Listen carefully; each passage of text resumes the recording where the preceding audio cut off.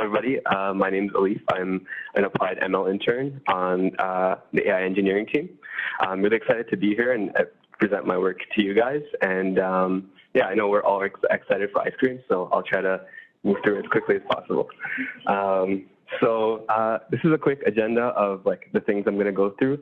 We did cover a lot of experiments and improvements to our current pipeline for conversational AI this summer. So I'm going to be briefly skimming over an overview of how our neural agent assistant works, which is a question answering system.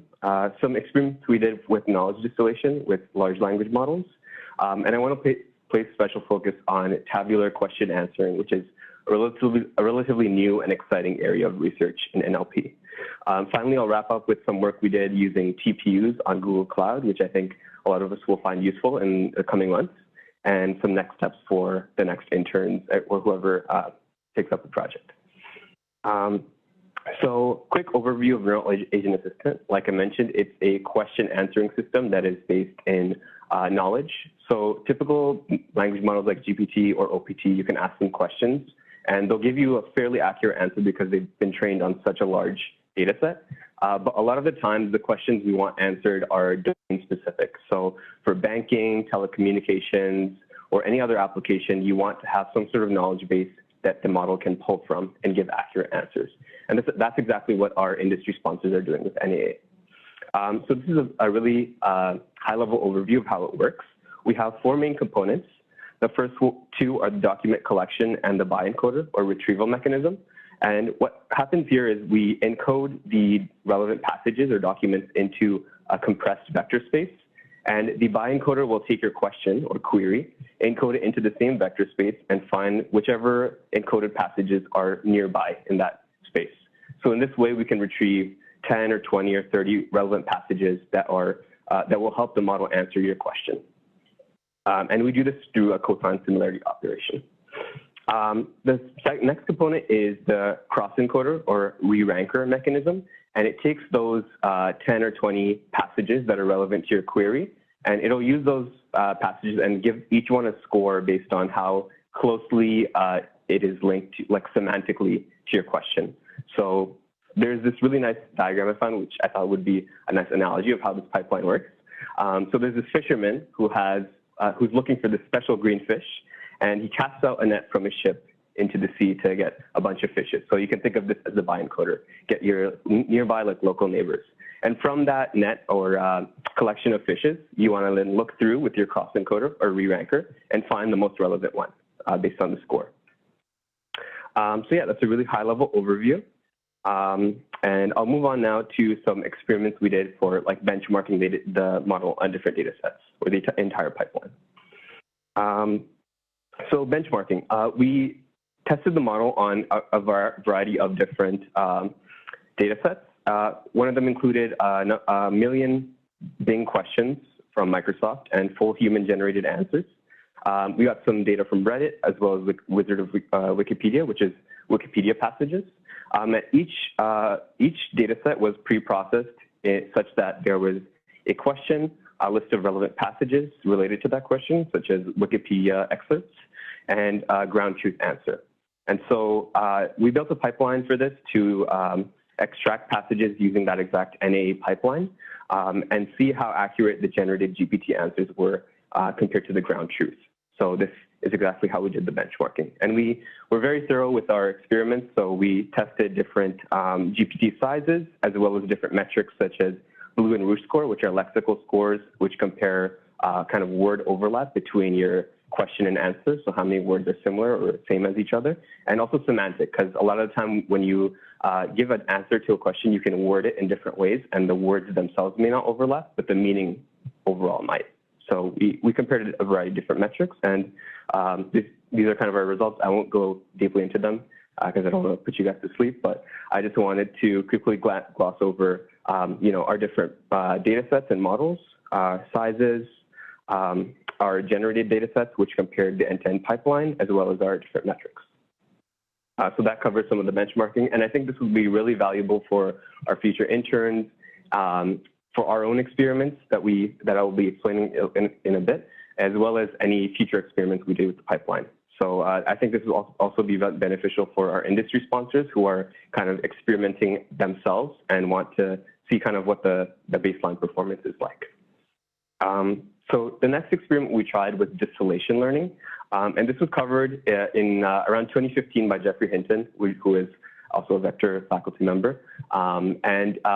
His paper basically explains how you can use very large models to train much smaller models by distilling the knowledge from those larger models into the smaller ones.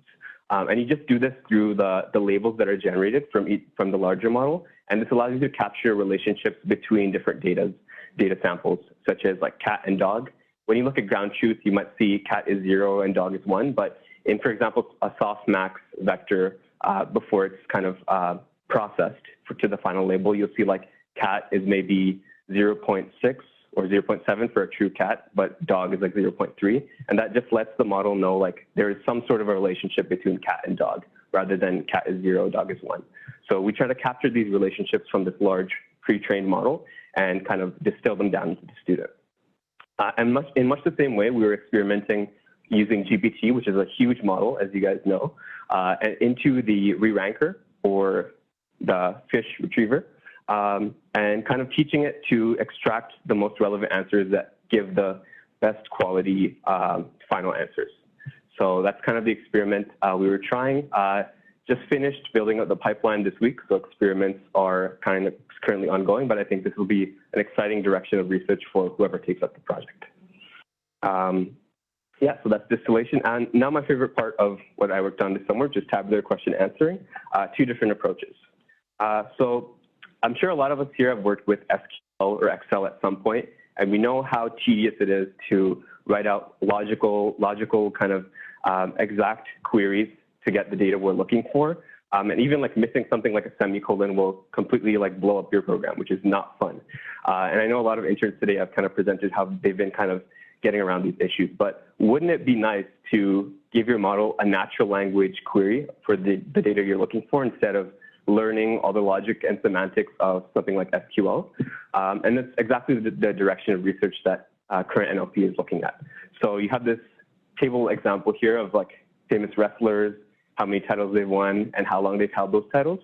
And you have some example queries that range from like just coordinate extraction, like which wrestler had the most number of reigns, and also like some average counting, like aggregation operations.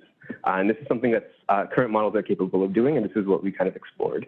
And briefly, the way this is done is much the same way as BERT models or natural language models. We take like the text from the table and encode them into tokens, but we also pass in additional embeddings, such as segments, so like different parts of the table, title, header, content, row and column embeddings, and rank embeddings for different data types. And this allows the same exact models to process these tables and output answers to questions. And these are some of the classification heads that you can put onto the model that allows it to do different operations, such as, like I mentioned, aggregation operations, like sum, average, count, or cell selection based on probabilities, like which wrestler had the most number of reigns. And that's like a coordinate extraction operation. And here's an example, quick like code excerpt I wanted to show you guys of actors, their age, number of movies. And here I'm just asking how many movies has George Clooney played in, how old is he, and what's his date of birth. So you can also ask the model questions sequentially, and it'll know who or what you're referring to, which is really cool. And we built up this pipeline. Obviously, it doesn't make much sense to have this model for like single tables, because we can kind of look at this table and like see for ourselves how many movies George Clooney has played in. But it'd be much more useful to have, say, like a collection of 10,000 or 100,000 tables and query all those tables for general purpose questions. And this is kind of exactly what we did. And it's much the same way as the NAA pipeline. We encode the tables or documents into a vector space and retrieve the most relevant ones and read them out. So these are some early results. And from the paper it's based on, we got pretty good F1 scores that are kind of comparable to state of the art. So it was exciting. And the second approach, which is also really cool, is visual question answering. So a lot of the times we have documents with different layouts, and we want to kind of ask questions about these. And I'm sure a lot of us have used things like CAM Scanner or like PDF scanners on our phones, and it's leveraging exactly that technology to answer questions about visual documents. So briefly, all it does is use those OCR PDF parsing technologies like CAM scanner and encode the lines themselves, their content. And we also do visual encodings of the overall structure of the document and pass those embeddings into a spatially aware transformer model. And we can append classification layers onto those final representations of the document and do different tasks like text-image matching, text-image alignment, and mass visual language modeling. And so what's exciting about this model is it outperforms even BERT, which is kind of the state-of-the-art in natural language processing. And so it's really fun to kind of experiment and play around with it. And some of our applications include like things like this, which is like parsing out different parts of a document and classifying what each section means, as well as question answering, which is kind of what we wanted to do, looking at kind of these differently structured documents and asking questions about the content of those documents. So that's visual question answering and kind of our work on tabular QA. And finally, I really want to highlight some of the work I did with our resident systems legend, Mark, who helped me out with kind of setting up TPUs on Google Cloud for conversational AI, which was really exciting because TPUs are such a new technology and it really accelerates the workflow for us AI engineers. Okay. So briefly, just kind of explaining, CPUs are what you see here. They're in all our phones, devices, and it's basically using arithmetic logic units, or ALUs, to read from memory, perform some simple computation, and give you an output. And so this is something we're all familiar with. We also have GPUs, which are kind of what we're using on the vector cluster, which parallelizes this operation for like matrix multiplication tasks and graphics processing. But the next generation is TPUs, which completely gets rid of this reading from memory step of the process and just reads once and passes the operations through a matrix of ALUs. And this makes the whole operation much more efficient, and also allows us to have a lot more like individual processing units kind of parallelized together. And so these TPUs, we kind of expected them to outperform our in-house GPUs, and that's exactly what we saw after we set up kind of the TPU VMs and ran some kind of benchmarking reference implementations. Yeah. Yeah, sorry. Okay. Ran some benchmarking implementations on other large language models like Roberta, and I was able to fine-tune this model for 3 epochs in about 3 minutes, which is really impressive because models like this take around an hour for just a few epochs, which is quite exciting. And also ran some benchmarking on image tasks like MNIST, and this is kind of the performance improvements we see.